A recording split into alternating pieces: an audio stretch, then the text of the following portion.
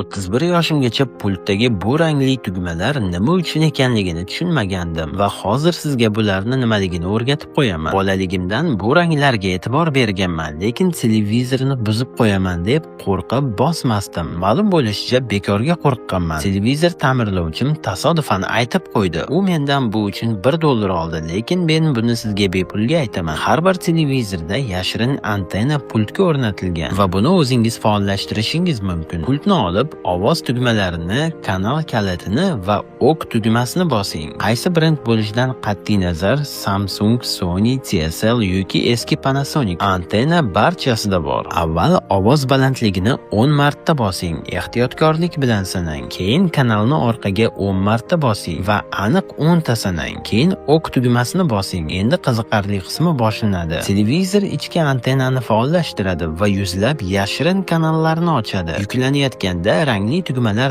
nima uchun ekanini ko'rsataman. Ular signalni saqlash uchun, har safar sozlamani takrorlamaslik uchun. Chunki buni takror qilish qiziqarli emas. Avval qizilni, keyin ko'kni va uchinchi bo'lib yashilni va oxirida sariqni bosing. Aynan shu tartibda bossangiz antenna faol qoladi.